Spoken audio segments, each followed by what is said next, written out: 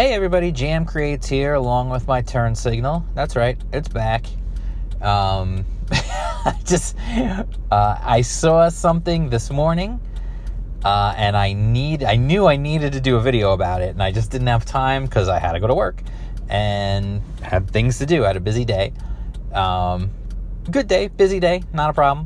But I saw something this morning that made me really kind of freak out a little bit. And I know I said in a video just the other day, I don't know what it will take to get me to kind of venture more into the pop culture area of stuff. Well, I found it. Netflix announces they are doing a live action Cowboy Beebop TV show. What? Okay. Let me just collect myself for a minute, because I've been stewing about this all day. I am by nature an optimist, okay? I always have been, and Lord willing, I always will be. I choose to see the best in people. I choose to be positive about things. I choose to have hope, and I always choose to think that things will work out for the best. Does that always happen? Of course not, because this is the real world and that doesn't always happen. However, I would much rather be hopeful and optimistic than be miserable and nihilistic. That's just me. You do you, I'm gonna do me. So, with that in mind, I will say, first and foremost, I hope that this series is the greatest thing ever done. Now, I've spoken before about people who live in the ideal world and people who live in the real world. Just because I am optimistic does not mean I am not realistic. You can be both. So, while I am hopeful that this series will be like the best thing ever, I am dreading what it's actually going to be. First and foremost, let me just say Cowboy Beebop is, without question, my favorite anime of all time. There's unequivocally, it is my favorite anime ever. Once you get below Cowboy Bebop, then things can start fighting it out. Gundam 00, Gundam Wing, Trigun, Inuyasha, Ninja Scroll, heck yeah, the movie, The Professional, Golgo 13. There's a bunch of stuff, all right? Street Fighter 2, the animated movie. There's just a lot of really good stuff out there, and then it starts fighting it out. And Escaflowne, this, Crest of the Stars, there's a ton of stuff. All right, so anyway, this is not the let's just name anime thing. But there is one other anime that is pretty high up on my list of anime that I enjoy, and that is, or enjoyed since it's over, and that is Death Note. So, those of you who are familiar with Death Note probably know where I'm going right now. Netflix took it upon themselves to make a live-action Death Note movie starring Willem Dafoe as Ryuk. And you know what? When I first saw the trailers for it and stuff, I said, hey, this looks like it might actually be pretty good. I don't know. It looks kind of cool. If they do this right, this could be a cool thing. And I think the concept of Death Note could easily be fit into a movie and be good. Now, it's not going to be a perfect translation of the series, of course, because a series is a series and a movie is a movie. You've only got about an hour and 40 minutes, let's say, to tell the story of an anime that's, multiple hours. Needless to say, the Netflix Death Note movie was not ideal. I will say, if you've never watched the anime, it was probably okay for you. You probably thought it was just some, like, a weird movie, but it was probably all right. It was probably entertaining. And from that note, I mean, I could look at that and say, like, yeah, whatever. But as a fan of the anime, it was no. They got L all wrong. They just, I don't know. It didn't work. And I didn't care. I'm not one of those people who flips out about Americanizing something either. Like, I could not care less. Like, they're making it in America for an American audience. Of course they're going to Americanize it. I get that. Like, that's not going to bug me. I don't care. I'm not somebody who bitches about that kind of stuff. And honestly, Cowboy Bebop, the characters are not Asian. So that's not even an issue. However, I just have a feeling this is going to be really, really... I don't want it to be bad, and I just think it's going to be bad. And I'm really, really annoyed by that. And I feel like... And I think they said it's going to be something like 8 or 10 episodes the first season. Which means, you know, when you compare it to... And they didn't say how long the episodes would be, if they would be a half hour or an hour, which, you know, if you're comparing it to the original series, that leaves a lot more room for things to be told, which means they're probably planning on making it more than one season long. So I don't know. We'll see. I have a feeling it's going to drift pretty far from the original. And while the idea of seeing Spike, Jet, Faye, Edward, and Ein in real time, in you know, real life, is intriguing. You know, I can see that just by, like, looking up some cosplayers, although really do yourself a favor and don't look up Faye Valentine cosplayers, because it's just a scary, scary thing. Because for some reason, lots of men like to dress up as Faye Valentine, and they're usually not men that are in particularly good physical condition. But I digress. That's a whole different area. I don't know. I mean, they just had the anniversary. They just had a big anniversary celebration at New York Comic Con for Cowboy Bebop. And you would have thought, like, if this was something that was really going to be, like, quality, like, true Cowboy Bebops, why didn't they just announce this at Comic Con when you had all the voice actors and a big celebration of Cowboy Bebop's anniversary? Seems a little weird. You know, I mean, whatever, their marketing plan is what it is. Maybe they figured the show was too far away, but that was only like a month ago. So I don't know, a little strange to me, but I just am really worried this is not going to be good. And it brings me to a larger point. And Bebop was the thing that finally just made me have to do this. Why? Just answer that one question. Why? Why do we need a live-action Cowboy Bebop? Why do we need it? Cowboy Bebop is a story. It tells its story in its episodes, and it is over, and it's done, and that's it. Just let it be. Let it be. Like, what's the problem? Why can't it just be what it is, and then move on and create something new? This, I feel like, is the biggest problem we have right now in a lot of entertainment. It's not the biggest problem, but it is a big problem in entertainment right now, is we can't just let things be. And you've already heard my take on ongoing comic books and what they would benefit from manga and anime with having an actual beginning, middle, and end, and just ending and letting things go.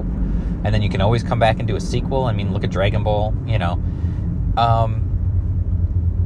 But I just don't understand why we need to constantly remake everything. Why is it that we have to remake everything? And this brings me to another thing that's going on right now. And it's kind of, I mean, it was a little while ago. It wasn't exactly the same day or anything, but The Lion King. I mean, we knew this was coming. They announced this ages ago. Jon Favreau was directing a quote-unquote live-action adaptation of The Lion King. Now, that's a really, really funny use of phrase to me. They're calling it a live-action adaptation of The Lion King. But here's the thing. Did they train animals to speak and to deliver lines and dialogue and perform for this film? And they're just going out on location in Africa and filming lions speaking? No, I don't believe that is the way they're making this movie. This movie is like 100% CG. Now, maybe they're using some live action shots of animals like walking around and stuff. I'm not sure exactly. But clearly, like, the images of Rafiki holding up Simba, that didn't really happen. There wasn't a baboon that picked up a lion cub and held it up for all these animals to look at. Like, that didn't happen. And they just filmed it. Like, no. That's clearly animation. So calling this a live-action movie is just straight up a lie. It's a lie-action movie is what it is. It's not a live-action movie. You're lying. That's not live action. Those are not real. Those are not actors. They're not people in costumes. That's animation. It's just a different type of animation. You don't get to call that live action. It's not. That's not the real world. Like, it's so bizarre to me. I don't understand. Like, The Jungle Book, yes, that was a live action adaptation because there were real sets and there was a real person in that movie, and then the animals were CGI'd in. But you can call it live action because there was a human in there. If The Lion King is doing, and what it looks like from what they're showed, it's literally a shot-by-shot remake of the animated, the traditional, the hand-drawn animated film. This is just another animated film. There's no humans in it. This is just an animated movie. It's just a different style of animation.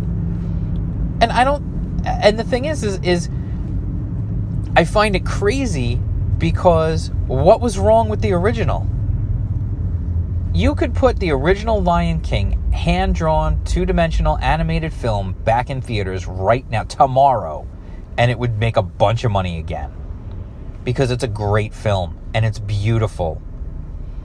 And everyone has got to get over this idea that 2D animation is not worth it. Or that it's cheap and doesn't work and won't sell. Like, I'm sorry, like, maybe if you made a better movie, it would sell.